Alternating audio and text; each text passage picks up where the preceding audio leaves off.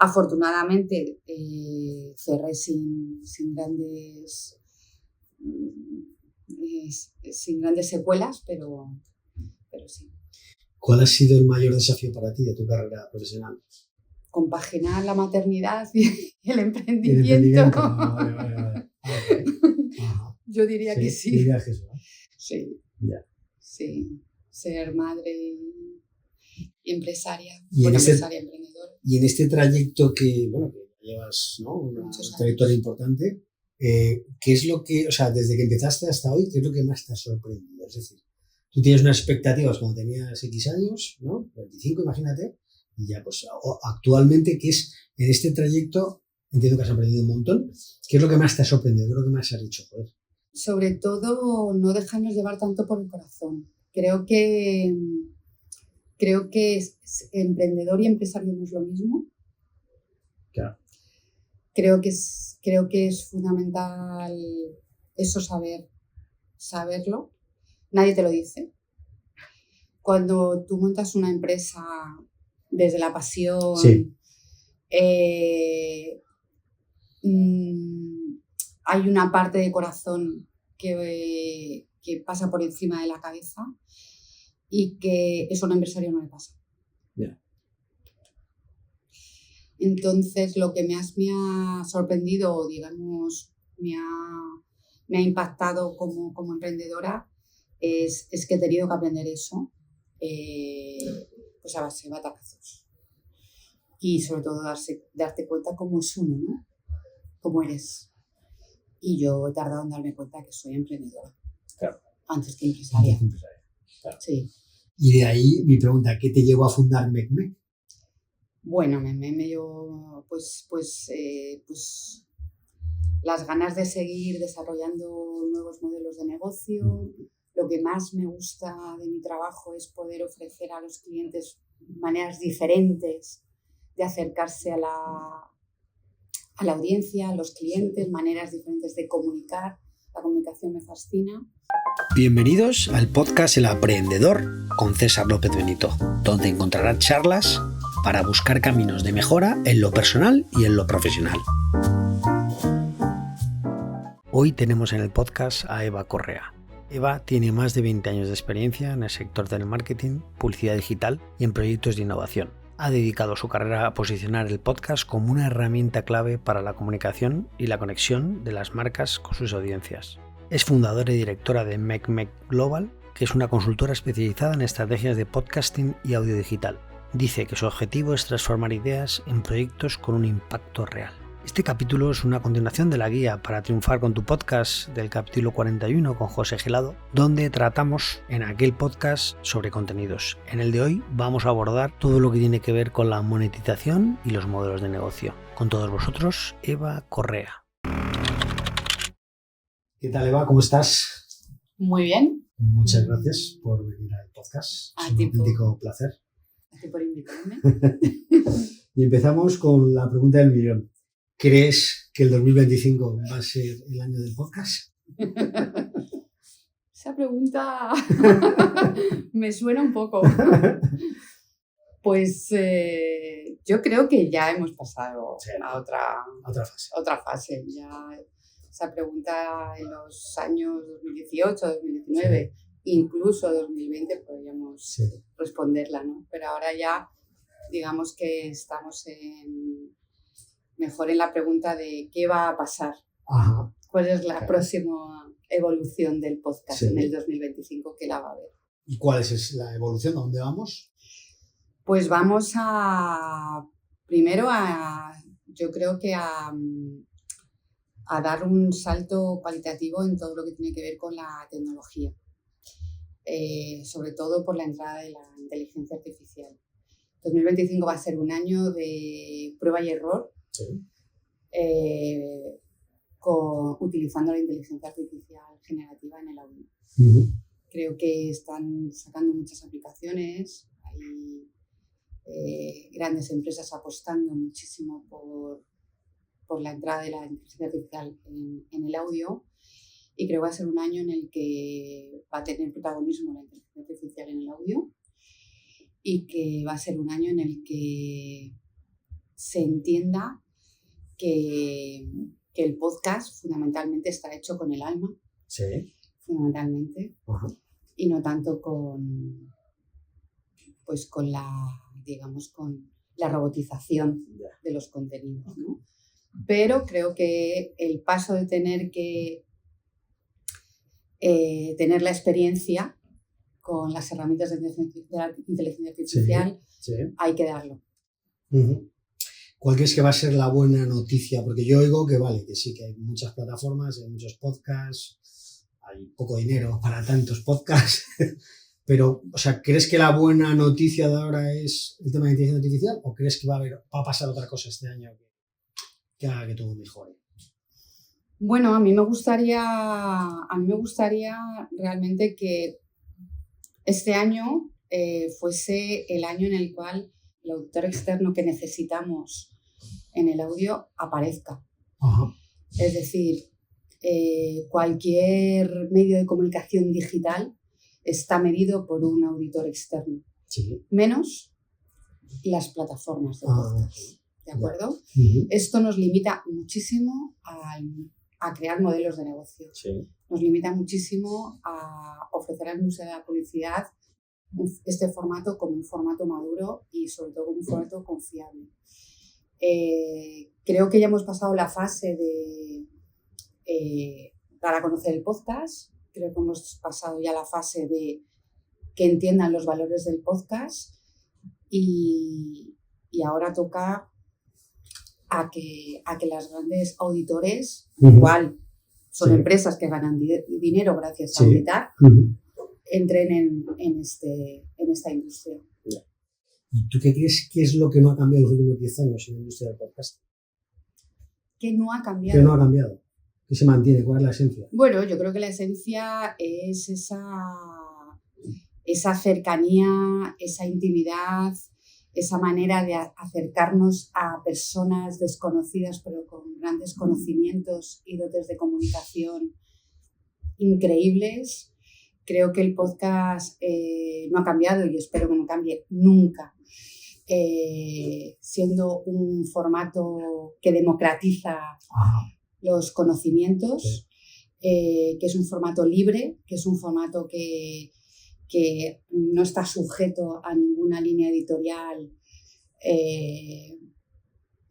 pues que están otros formatos como puede ser televisión o como puede ser radio. Es libre, es independiente. Claro. Es cierto, obviamente, hay medios de comunicación que tienen sus propios podcasts y que estén sujetos a su línea, claro. Pero al final el podcast es mucho más que eso, ¿no? Y eso no ha cambiado y espero que no cambie. Y de aquí a 2026 o en los próximos 2 años, ¿crees que va a cambiar mucho el panorama con la inteligencia artificial? Todo? Yo creo que sí. Yo creo que, como te comentaba antes, ¿no? Creo que el 2025 la entrada de la inteligencia artificial va a ser algo que nos va a mover a todos y que va a hacer mucho ruido y que va a haber muchas personas que vayan a entrar a probar, a tener la experiencia. Pero creo que lo que te decía, ¿no? Que al final ahora mismo tenemos, digamos, hecho los deberes en muchas líneas dentro del mundo podcast, ¿no? Que es entender que las producciones tienen que tener un mínimo de calidad, cosa que antes no sucedía, claro. Que es un formato que se ha democratizado de tal forma que ya desde el respeto que hay que tener una línea de producción de calidad, también es cierto que ya ha entrado en la parte más de crear producciones con vídeo. Esa es la otra avance que ha tenido el podcast y que no se va a separar ya. O sea, el audio y el vídeo ya no se va a diferenciar. El audio y el vídeo ya no se va a diferenciar. Y que por otro lado, lo que nos falta ahora, fundamentalmente, es poder ofrecer unas métricas pues lo suficientemente fiables y lo suficientemente confiables y que sobre todo podamos acceder a ellas de forma externa. Ahora mismo, para que te hagas una idea, si yo quiero saber tu audiencia, la audiencia de Aprendedor, yo tendría que preguntarte a ti directamente qué audiencia tienes en cada una de las plataformas. Y ahora un medio digital, desde una plataforma externa, desde un auditor externo, nos da ese dato acumulado en todos los buscadores. seguidores. Entonces, Ya. creo que eso debería ser una buena noticia de aquí a 2 años. Claro. ¿Y las métricas, qué crees que es más importante, la calidad o la cantidad? ¿A qué te refieres? Me refiero a que las marcas que buscan más calidad o más cantidad, más calidad de gente, Más calidad. de personas que siguen, es decir, imagínate un podcast que tiene 200 seguidores, pero que son muy fieles, y otro que tiene, imagínate, muchísimas más 20.000 visualizaciones, pero va cambiando. Bueno, lo bonito que tiene el podcast es que nos permite ver sobre todo la permanencia de la escucha. Ya. Es decir, lo bonito de la métrica del podcast es que yo no solo te voy a decir las personas que han caído a ese podcast y que se han descargado ese podcast y no sabemos si lo han escuchado o no, sino que voy a poder decirle al cliente que me pregunta ese dato qué tiempo de escucha tiene ese podcast. Entonces ahí es donde está la calidad.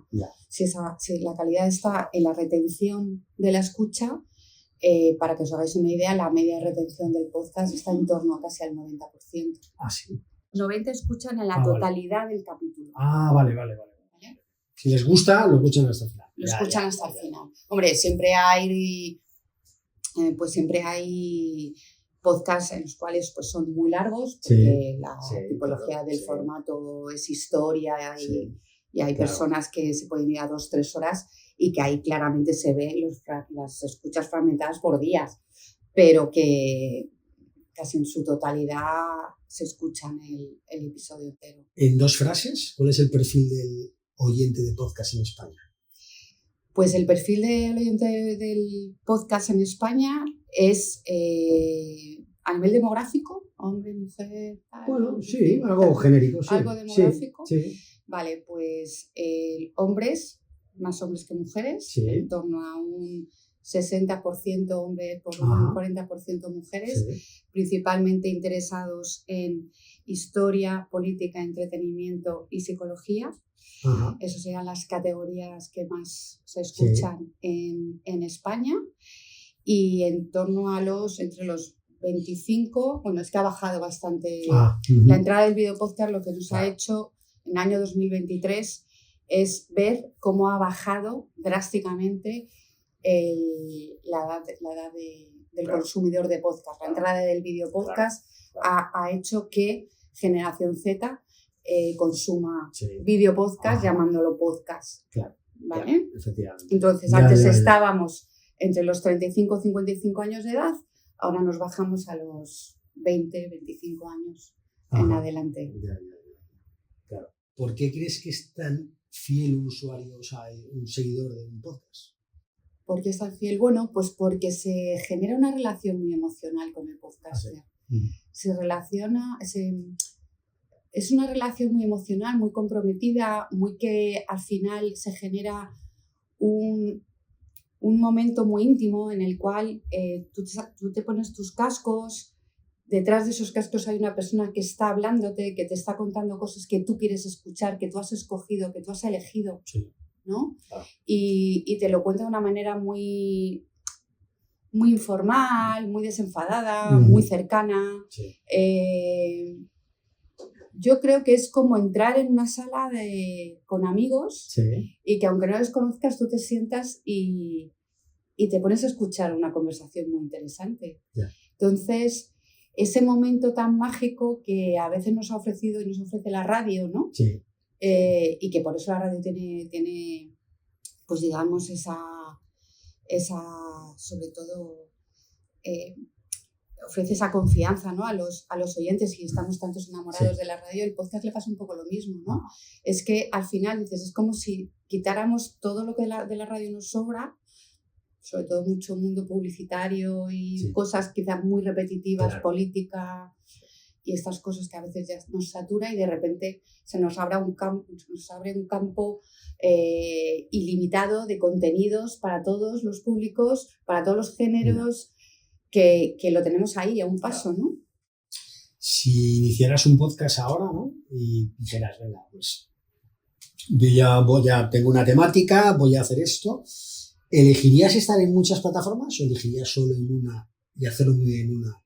O sea, es decir, ¿preferirías ir a entender perfectamente Spotify o YouTube, imagínate, o estar en todas y tener la mayor presencia posible? ¿Tú qué dirías? sin lugar a dudas, yo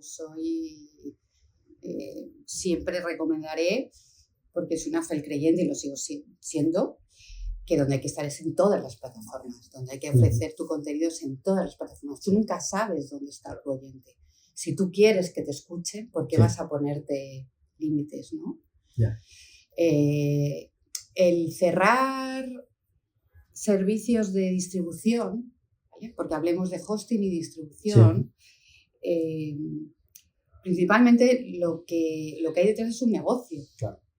¿Vale? Entonces, obviamente Spotify tiene un negocio y en YouTube, Google tiene su propio negocio, que es la audiencia. Sí. Entonces, ellos lo que buscan es eso.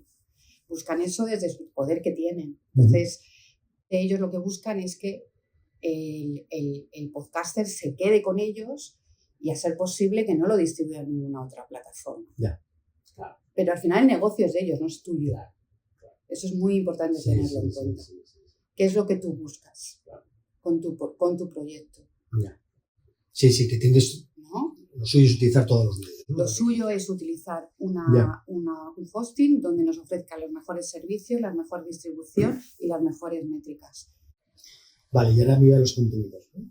Si para un comunicador o podcaster, el otro día escuchaba a un comunicador muy famoso americano, de una de estas, emisía, una de estas, no me acuerdo era, y decía que lo más importante para ser comunicador es tener estas 4 cualidades. Y me gustaría saber si estás de acuerdo y cuál te parecería que es más importante. Decía, lo más importante es ser claro, ser conciso, ser curioso y ser sincero. Tú de esas 4, ¿con cuál te quedarías? Claro, conciso, curioso y sincero. Sí. Wow. Todos me parecen importantes. Me quedaría con la claridad. Sí. Ser claro. Ser claro. Sí. Ser claro. Si no se te entiende, a lo mejor no puedes descubrir si te están mintiendo, ¿no? Ajá, vale. ¿Y cuáles son las formas para ti más efectivas para monetizar un podcast? Para monetizar un podcast, las más efectivas, bueno, principalmente que tenemos que invertir en nuestro proyecto. Yo no conozco ningún proyecto monetizable en el cual no se haya invertido. O sea, tenemos que entender que si queremos un podcast donde nos genere dinero, tenemos que invertir en él. Es como el que monta... Está claro. Sí, como monta un negocio. Sí, negocio y tiene que asumir que hay una inversión. Por supuesto, invertir en marketing, invertir en publicidad, invertir en buenos contenidos, en buenas producciones, en compromiso de producción, de frecuencia, de análisis. La inversión es fundamental. El podcast es un formato democrático, es un formato que nos permite casi a cualquier persona producirlo, pero una cosa es hacerlo de una manera pues para pasarlo bien, para pasar el rato y que sea un entretenimiento, y otra cosa es que digamos que queremos hacer un podcast para ganar dinero. Claro. ¿Y cómo se genera ingresos en un podcast? ¿Cómo se generan? Sí. Pues de muchas maneras. Primero, y antes de nada, hay que conseguir la audiencia. ¿Sin audiencia? Sin audiencia no hay dinero. No hay dinero. A mí me han llegado muchos proyectos muy interesantes sobre papel y maquetas incluso, donde me han dicho, Eva, ¿cuánto costaría esto? ¿Por cuánto venderías esto? ¿No? Búscame un patrocinador. Ajá. Habla con tus clientes. Y las respuestas no. Las respuestas no, porque los clientes tienen muy claro que donde no hay audiencia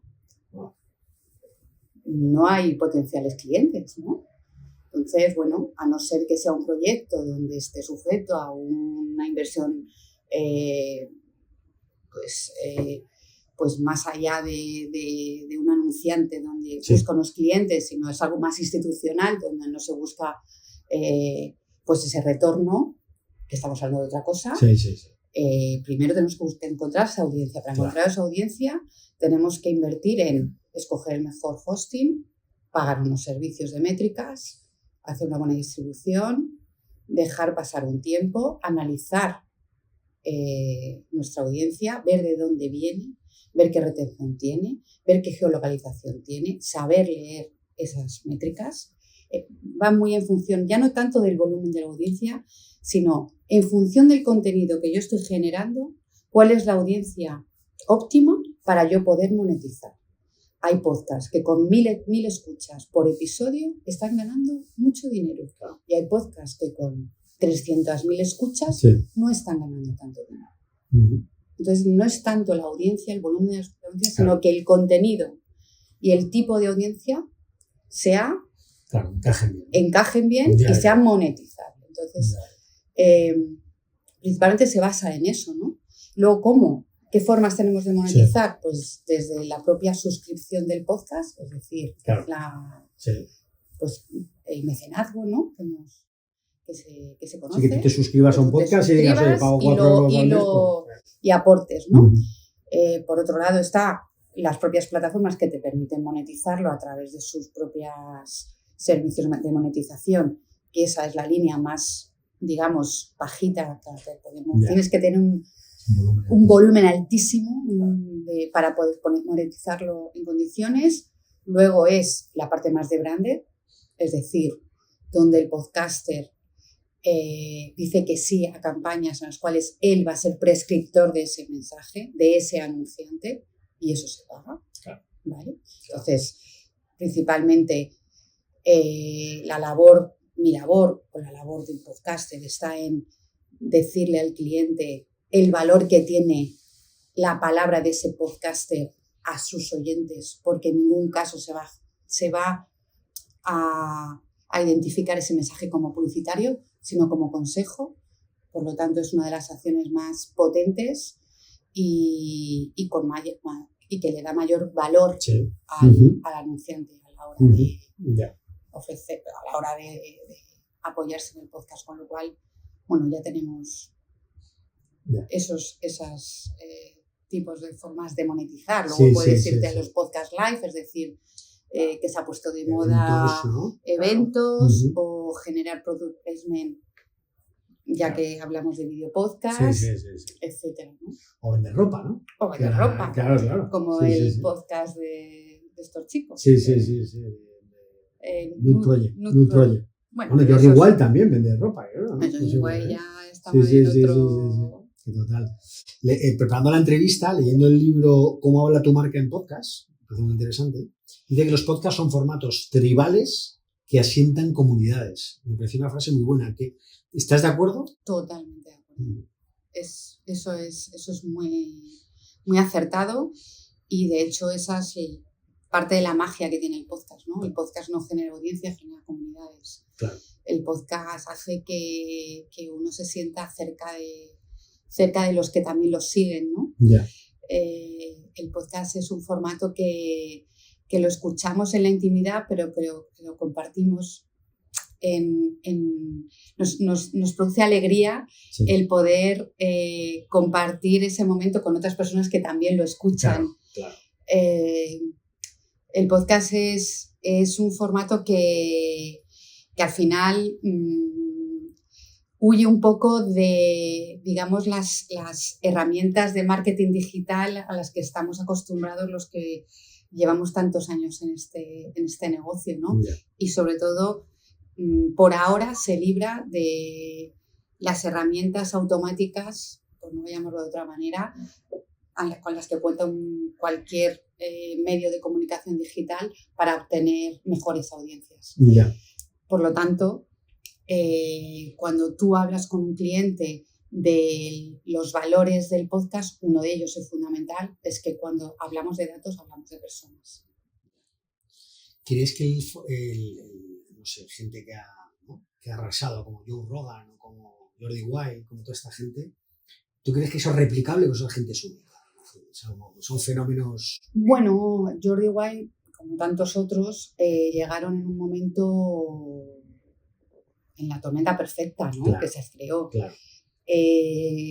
No es solo suerte, sí. Es haber aprovechado un momento en el cual es verdad que la suerte era importante en ese momento, pero que han sabido identificar claramente qué es lo que tenían que hacer y cómo lo tenían que hacer.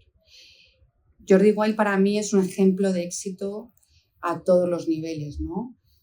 Primero porque ha arriesgado su imagen de youtuber, Claro, la ha ¿verdad? arriesgado, La transición. ha hecho una transición en la cual se ha posicionado en un lugar donde ha conseguido que conectar personas de otras generaciones, Sí. escritores, filósofos, Sí, políticos, sí, sí, tal, sí, sí. con generaciones, generación Z, ¿no? Ya. O sea, es Claro. increíble, a mí me parece... Sí, es una labor increíble. Nunca lo había pensado así, pero tienes O razón. sea, es tienes razón. impresionante, ¿no? El que él, Ujú. con su Hola. imagen Sí, de joven, Sí, desenfadado, sí. eh, Y tatuajes. aquí, el tío travieso, fornido, tal, sí. exacto. De repente, pues sea capaz de llevar gente pues como un Pérez Reverte, ¿no? Sí. Con el criminólogo Garrido, ¿no? Además, muy buenas entrevistas. Muy buenas No. entrevistas, es una persona muy, muy ágil, es una persona que se nota que se ha preparado muchísimo, se Sí. prepara muchísimo las entrevistas y bueno, los datos lo dicen todo, ¿no? Es el número uno, ¿no? En baja, España. es el número uno de España, no baja de 2-3 millones de visualizaciones por capítulo, están más de 500.000 suscriptores en el podcast y bueno, pues yo solo puedo felicitarle. ¿Y este tipo de podcasts y de podcasters son también tan conocidos en México o en otros países de Latinoamérica? Este tipo de podcast sí, igual que entiendes tu mente, ¿no? Claro, tu mente conoces, sí, de modo pues por ejemplo, gran parte de su audiencia está en México, ¿no? Claro. México, Colombia. ¿Y ahí las marcas? Sí, ahí las marcas, pues todavía Latinoamérica está, digamos, por detrás. A ver, aquí sabemos cómo funciona la evolución de mundo anglosajón, mundo latino, ¿no? Exacto, ¿no? Al final Estados Unidos fue el que un poco generó toda esta revolución del podcast. Llegó a Europa, España somos el 5º país más consumidor de podcast a nivel mundial. Y sí. Y bueno, Latinoamérica está ahí, tiene muy buenos podcasts. El Grupo Prisa, de hecho, es productor de podcasts en la parte de Latinoamérica. Y bueno, yo creo que es una cuestión de tiempo, ¿no? Pero sí. Quería preguntarte por Conda. ¿Conda? Me gustaría que me hablaras de esa plataforma. Claro que sí. Bueno, Conda tengo grandes recuerdos. Yo tenía una empresa de marketing digital, de nuevos negocios, contenidos, etc. Sí. Y bueno, pues me llegó este proyecto a través de un colega, Alex Barredo. Éramos compañeros de trabajo. Podcaster del grupo Mixio, no sé si le conoces, pero es una persona muy interesante de conocer y bueno, pues él fue mi mentor, la verdad, gracias a él estoy donde estoy y bueno, pues él fue el que desarrolló, digamos, el que hizo todo el código de Conda, ¿no? Conda es un proyecto que nace de 4 periodistas de Estados Unidos con una beca de Google para desarrollar este proyecto, ¿no? Y a mí me llega y Alex me dice la insensatez que nunca se le puede decir a un emprendedor, que es, oye, ¿qué te parece este proyecto? ¿Tú qué harías? Y de repente pues dije, mira, no tengo ni idea, pero es que intuyo que me va a gustar, quiero, ¿no? Y además, bueno, forma parte también de mi personalidad, ¿no? Sí, muy valiente, ¿no? Muy echada para adelante, ¿no? El descubrir cosas nuevas. Y bueno, lo bonito también era que tenía la referencia de Estados Unidos, ¿no?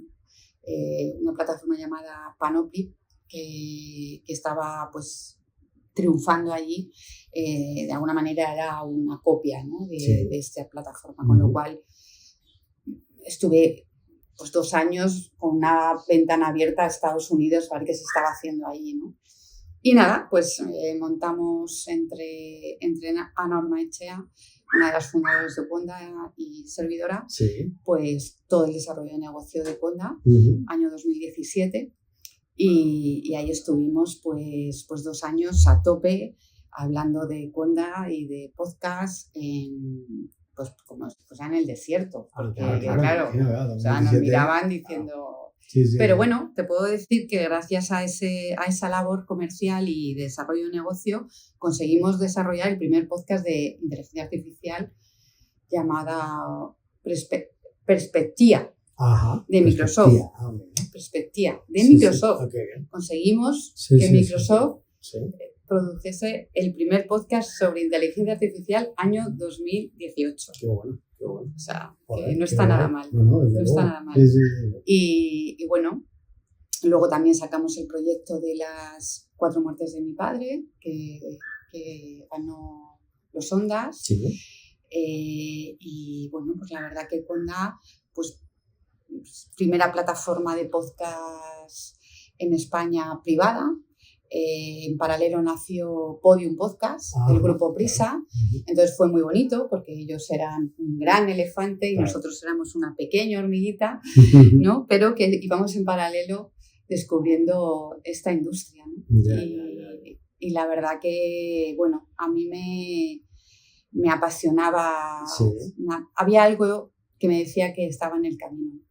Del sector, del sector, del descubrir que esta industria iba a nacer, que iba a llegar, y así fue.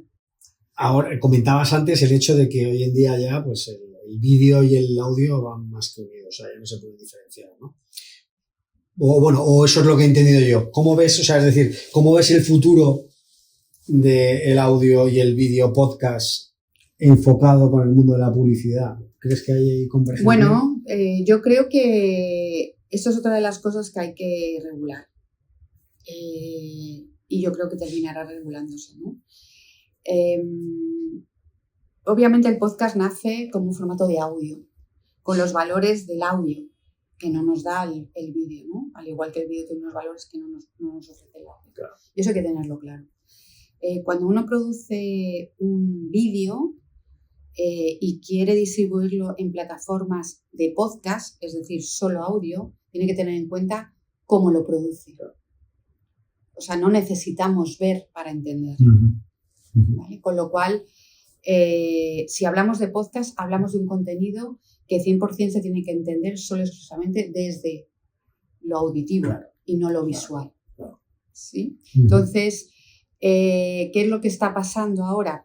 ¿Por qué entra el vídeo de esta manera tan feroz?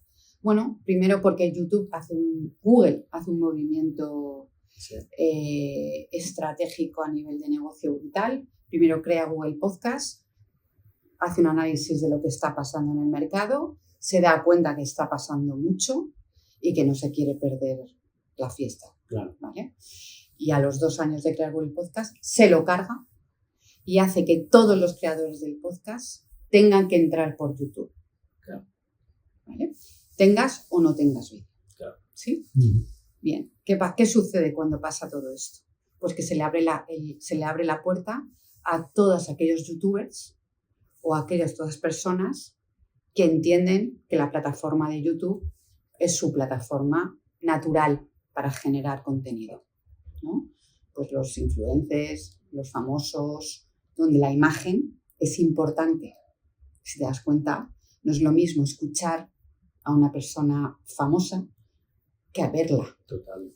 Con lo cual, ahí lo que hacen, digamos, este sector es apuntarse al carro y decir, yo también tengo un podcast. Claro. Cuando en realidad es el vídeo de toda la vida. Es lo que te decir, es la pasada de vídeo a podcast. En el fondo es lo contrario, ¿no? En el fondo es lo contrario. Sí. Entonces, claro, hay que tener mucho cuidado porque estamos llamando podcast a algo que realmente es un vídeo. Claro. Es un vídeo podcast. Es un vídeo podcast siempre y cuando se esté distribuyendo en otras plataformas. Porque a mí me ha pasado que yo ya he hablado con personas que cuando yo he querido decir necesito tener unas métricas tuyas, dime qué métricas tienes, y solo tienen las métricas de YouTube. Y se llaman podcaster. No. Si tú te llamas podcaster y te dices que tienes un podcast, qué menos que no distribuyas tu contenido en las plataformas de podcast. ¿No?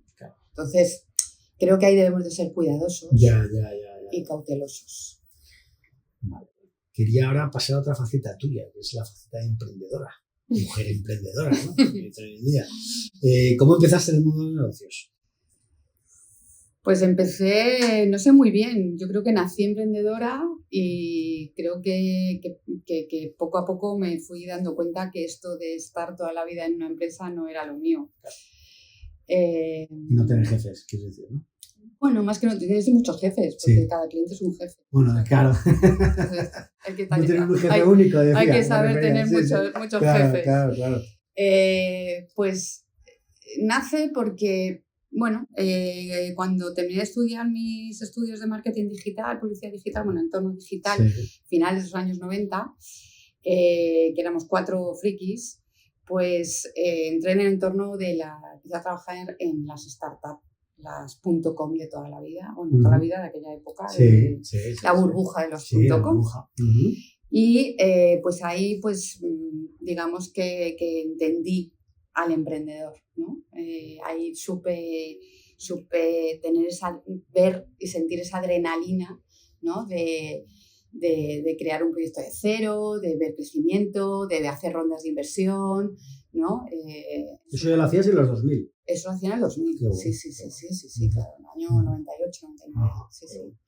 Y eso, ahí empecé yo a entender y a querer, ¿no? Y de hecho me leí un libro que se llama El libro negro del emprendedor, de Fernando Trías, en el cual... Lo hemos comentado en este podcast varias veces. Sí, curiosamente. Qué curioso. Sí, muy porque buen libro. es un libro de los años 90, pero que es totalmente actual ahora mismo, porque habla realmente de lo que tiene que tener en cuenta el emprendedor, y eso no ha cambiado, ¿no?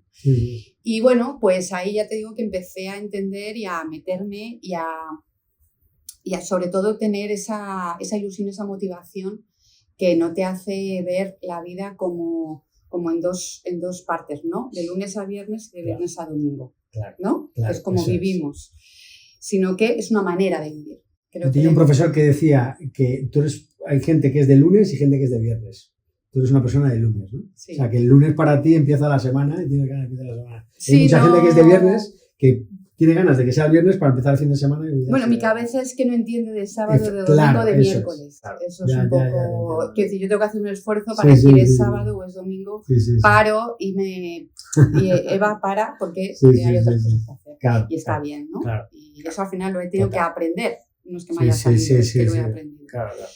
Y bueno, pues mi primera empresa la monté en el año 2005, empresa como tal, no, porque con startups he estado trabajando en unas cuantas, y fue una empresa de eventos exclusivos para empresas, boutique, era una empresa boutique, donde hice un proyecto y me dieron una subvención cuando... Alberto Ruiz Gallardón creó las incubadoras, no sé si te acordarás de aquello, del proyecto de incubadoras de Gallardón, y entonces, bueno... Pues, el Ayuntamiento de Madrid. Sí, señor. El proyecto de las incubadoras, y nada, pues me dieron una subvención, me dieron una oficina, me dieron tal... Y fue una experiencia preciosa porque, bueno, duró poco porque vino la crisis de 2008, 2009 y arrasó con todo, y obviamente la parte de eventos y tal, pues fue lo primero que se fue, pero monté una guía llamada Mundibox, mi empresa se llama Mapamundi, y creé una guía llamada Mundibox en paralelo a Smartbox. Sí, Smartbox, las cajitas, ¿no? Con la guía de hotelitos y actividad. Pues yo monté una cosa parecida llamada Mundibox, más de lujo, más digamos, glamuroso, para empresas. Fue una experiencia muy bonita, donde tuve la oportunidad de viajar mucho y conocer muchos hoteles. Y bueno, pues funcionó muy bien hasta que dejó de funcionar porque la economía manda. Y tuve que cerrar. Y luego ya de ahí pues pasé a otros proyectos. Pero fue un aprendizaje tremendo. Fue un aprendizaje tremendo, claro. Porque tenía personas contratadas, tuve que despedir. Afortunadamente cerré sin grandes secuelas, pero sí. ¿Cuál ha sido el mayor desafío para ti de tu carrera profesional? Compaginar la maternidad y el emprendimiento. Vale. Yo diría que sí. Dirías que sí, ¿no? Sí. Ya. Sí. Ser madre y empresaria. Emprendedora. Y en este trayecto que llevas, ¿no? Una trayectoria importante, ¿qué es lo que, o sea, desde que empezaste hasta hoy, qué es lo que más te ha sorprendido? Es decir, tú tienes unas expectativas cuando tenías X años, ¿no? 25, imagínate, y ya pues actualmente, ¿qué es en este trayecto? Entiendo que has aprendido un montón. ¿Qué es lo que más te ha sorprendido? ¿Qué es lo que más has dicho? Joder. Sobre todo, no dejarnos llevar tanto por el corazón. Creo que emprendedor y empresario no es lo mismo. Claro. Creo que es fundamental eso, saberlo. Nadie te lo dice. Cuando tú montas una empresa desde la pasión, Sí. Hay una parte de corazón que pasa por encima de la cabeza y que eso a un empresario no le pasa. Yeah. Entonces, lo que más me ha sorprendido, digamos, me ha impactado como emprendedora es que he tenido que aprender eso, pues a base de batacazos. Y sobre todo darte cuenta cómo es uno, ¿no? Cómo eres. Y yo he tardado en darme cuenta que soy emprendedora. Claro. Antes que empresaria. Claro. Sí. Y de ahí mi pregunta, ¿qué te llevó a fundar MecMec? Bueno, me llevó pues las ganas de seguir desarrollando nuevos modelos de negocio. Lo que más me gusta de mi trabajo es poder ofrecer a los clientes maneras diferentes de acercarse a la audiencia, a los clientes, maneras diferentes de comunicar. La comunicación me fascina. Y MecMec es, bueno, pues es una manera de... Nace desde ese espíritu en el cual estaba al principio de sus inicios, era realmente una empresa dedicada a todo lo que tuviese que ver con branded content y todo lo que se estaba desarrollando en base a la parte de branded content, ¿no? A todo lo que tiene que ver con el branded content, que es mucho, tecnología, inteligencia artificial, todas estas cosas. Pero de repente se metió el mundo del podcast. Claro. Entonces se metió y tuve que dar un giro. Pivotar, ¿no? Como dicen los... Exacto, ¿no? Claro. Y centrarme en el mundo del podcast. O sea, lo que te hizo centrarte en el mundo del podcast es porque lo viste claro, porque te salieron clientes. ¿O bueno, porque llegó Alex Barredo, me habló del podcast, ajá. Empecé a estudiar sobre el podcast, empecé a leer, empecé a ver lo que se estaba haciendo en Estados Unidos, me fascinó, me encantó y dije yo aquí tengo que estar y llegó la oportunidad de meterme en el proyecto de Cuenda. Claro, y encajado. Y a partir de ahí, pues... Ya. Muy bien. ¿Qué diferencia a MecMec Global, ¿no? MecMec Global. De una productora de podcast? O sea, ¿es una productora de podcast o una agencia convencional? No es ni una cosa ni la otra.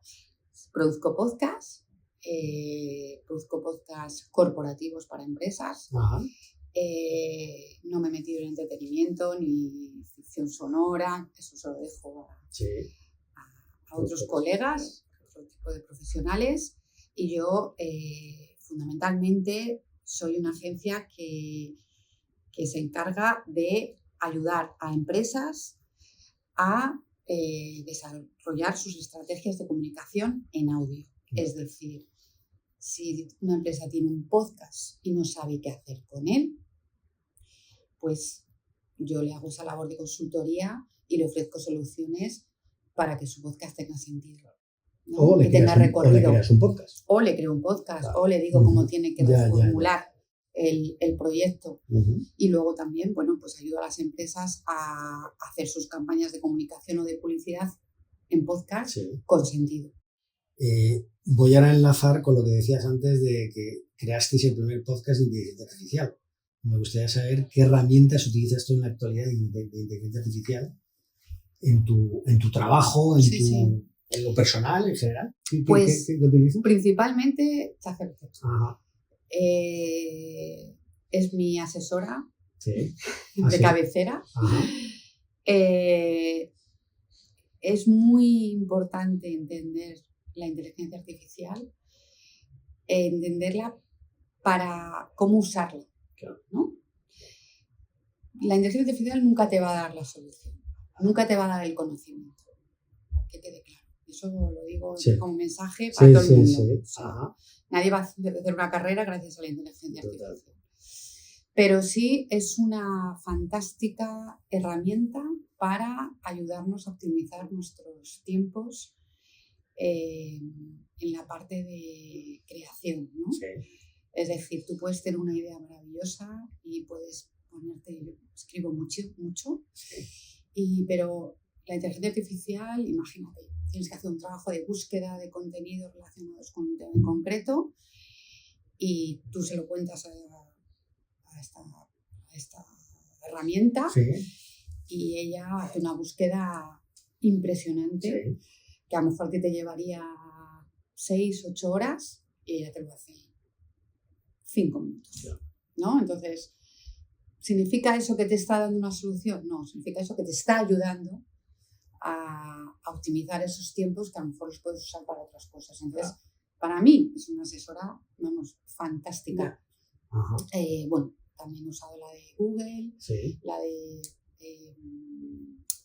Microsoft, la de Copilot. También es muy buena, pero está más restringida, quizá. Copilot está muy bien para empresas, de hecho la usan muchísimas empresas, como una herramienta de inteligencia artificial donde tiene una ciberseguridad muy potente. Y bueno, ChatGPT es más, diría yo, para todos los públicos. ¿Te ayuda en momentos de bloqueo la inteligencia artificial? Sí, es maravillosa. Folio en blanco, por Dios. Es fantástico. Te da directamente el folio ya ahí. Aunque luego lo tires a la basura, pero ese momento... A mí me ha pasado, o sea, de repente he hecho algo y luego me he dado cuenta lo que he sacado de lo que le he preguntado y no tiene nada que ver. Ese empujoncito en un momento dado es muy necesario. Me gusta entender en los entrevistados cómo desarrollan sus aspectos relacionados con productividad, cómo se gestionan. Y bueno, y yo suelo hacer esta pregunta que me parece muy interesante, que es si solo tuvieras 2 horas de trabajo, ¿vale? Durante una semana, ¿a qué lo dedicarías? A pensar cómo... o sea, yo esas 2 horas las usaría para pensar cómo ganarme la vida. Vale. Pero una vez que... Pero esas 2 horas, vale, pero... o sea, si en el juego que te estoy proponiendo no te podrías... O sea, si solo piensas, no ganarías la vida. O sea, ¿qué harías? Que dirías, esto es absolutamente fundamental para ganarme la vida. Como una agencia. Pero un cliente. Se me ocurre, ¿eh? No lo sé. Puede ser. 2 horas a la semana. Ya, es que es poquito, ya lo sé. Ya es difícil, ya lo sé. Me parece complicado, la verdad. Bueno, pero muchas veces dices, bueno, esto es relevante, esto es fundamental. Y dices, pensar cómo captar un cliente. Bueno, claro. Sí. Yo utilizaría esas 2 horas para trabajar un modelo de negocio que sea rentable, que puedas contrastarlo con otros modelos y que consideres que es viable y lo utilizaría para la parte más intelectual, porque 2 horas... Da para poco. Da para poco. Cuando te bloqueas, ¿cómo te desbloqueas? Paseando. Sí. Pasear. Apago ordenador y me voy a andar. Ajá. Ya. Sí. ¿Y de ahí también te inspiras? ¿También buscas inspiración en el paseo? Sobre todo no pensando en lo que me está bloqueando, ¿no? Necesito salirme completamente, estar en otra cosa completamente diferente y luego salir. Tener paciencia. Me gustaría preguntarte por 3 podcasts internacionales, no te voy a decir nacionales porque sé que te podría poner en una situación un poco difícil, que dices son fundamentales, hay que escucharlos. Negra y Criminal. Ajá, vale. Acaba de ser. Muy bien, vale. Negra y Criminal. Negra y Criminal. De unos colombianos. Que es un true crime, entiendo. Ajá. Es muy bueno. Ajá. Es muy bueno, sí. Sí.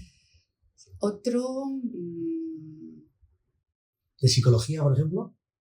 Bueno, para mí el de psicología que ha demostrado y sigue demostrando que es uno de los mejores es Entiende tu mente. Sí.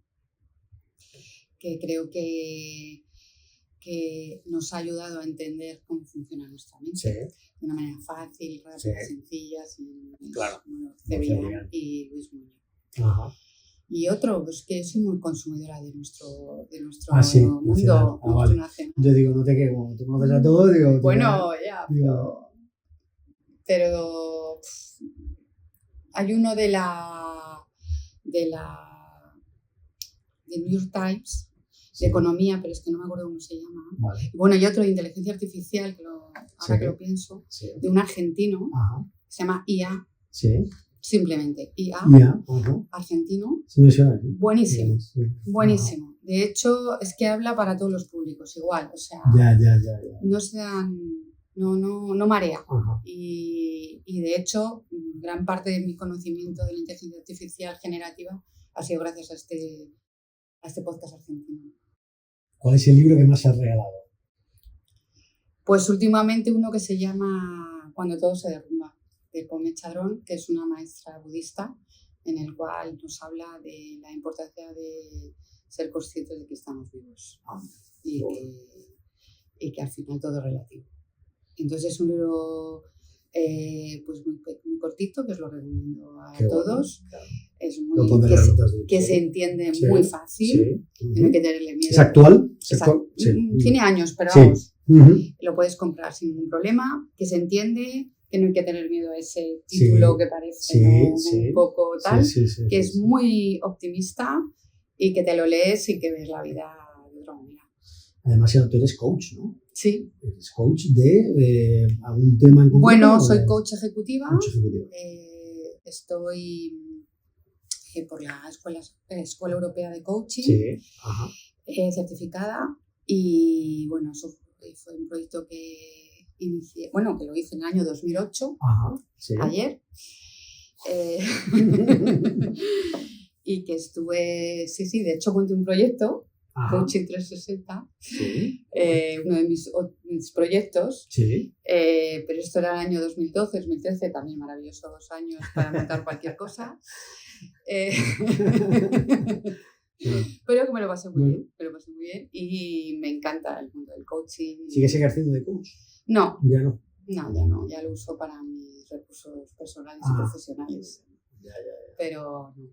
¿Tú crees que eso sigue tiene todavía fuerza el mundo del coaching? Sí, ¿no? Creo que sí. Creo que el mundo del coaching está ahí, está para quien lo necesite. Claro. Y creo que es una herramienta fantástica para desbloqueos profesionales, personales, corporativos. En Estados Unidos es una herramienta bastante habitual y que aquí, de momento aquí somos un poco más, ¿no?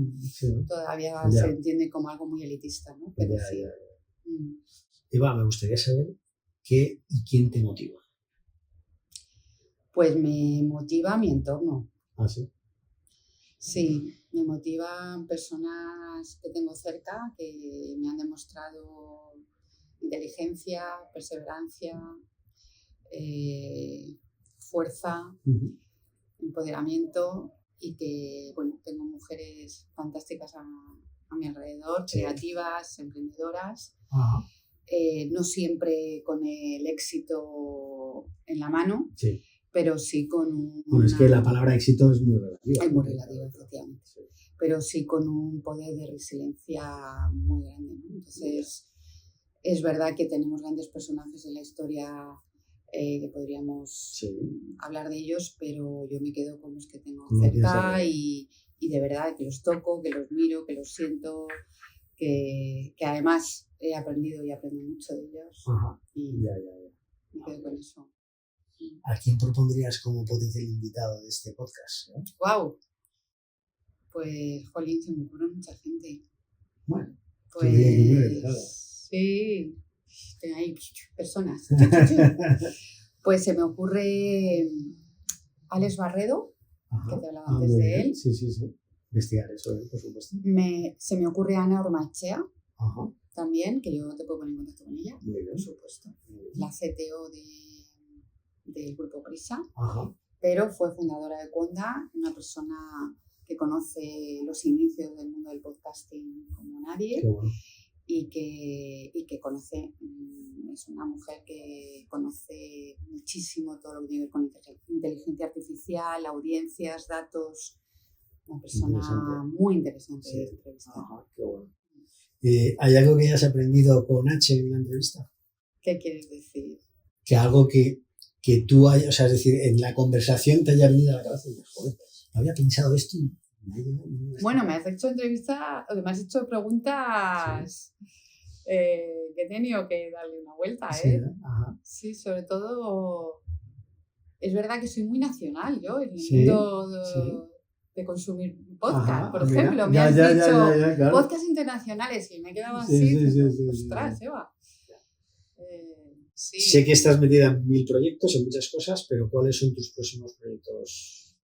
2025, ¿qué pueda decir? Bueno, pues me gustaría poner en marcha un proyecto, una network de podcast de mujeres emprendedoras. Es decir, lo que me gustaría es poder desarrollar un lugar donde podcasters mujeres puedan tener ese sitio y que se les pueda dar luz a todos sus proyectos, ¿no? De podcast. Hay unas mujeres podcasters maravillosas de todas las áreas, no solo estamos hablando de entornos más relacionados con psicología o desarrollo no solo Mariana Rojas Estapé y cosas que han funcionado muy bien, ¿no? Sino personas pues científicas, gente que tiene mucho que decir, ¿no? Tecnológicas. ¿Y son gente que ya tiene podcast o que quieres que ya tiene podcast? Sí, que tienen sus podcasts, que tienen un compromiso con el proyecto, que tienen audiencias interesantes y que, bueno, me gustaría poder formar parte de ese. Qué bueno. Mucha suerte. Pues muchas gracias. Muchas gracias. Pues, muchísimas gracias por tu tiempo. A ti, un placer. Gracias por todo. Estamos en contacto. Muy bien. Gracias. Chao. Hoy Eva nos ha desgranado las claves de lo que necesitas para hacer crecer y monetizar tu podcast. Con píldoras tipo no dudes en ofrecer tu contenido en todas las plataformas, nos dice que no hay que cerrarse, hay que estar abierto y estar en todos los servicios de distribución. Cree que los podcasts son formatos tribales que asientan comunidades. Nos sugiere que utilicemos la inteligencia artificial para ayudarnos a optimizar nuestros tiempos en la parte de creación y nos cuenta también que la IA es una asesora fantástica y que va a cambiar el mundo del podcast. Si estás dudando en monetizar tu podcast, espero que te sirva este capítulo para que mañana mismo te pongas a trabajar en vender tu proyecto. Espero que te haya gustado el episodio de hoy. Si quieres ayudar a que el podcast siga creciendo, recuerda que puedes suscribirte en elaprendedor.com. También puedes recomendarlo en tu entorno, en las plataformas de podcast o en redes sociales. Si quieres contactar con el podcast, no dudes en comunicarte conmigo en hola@elaprendedor.com o en las redes sociales del podcast. Muchas gracias por estar por aquí y nos vemos muy pronto.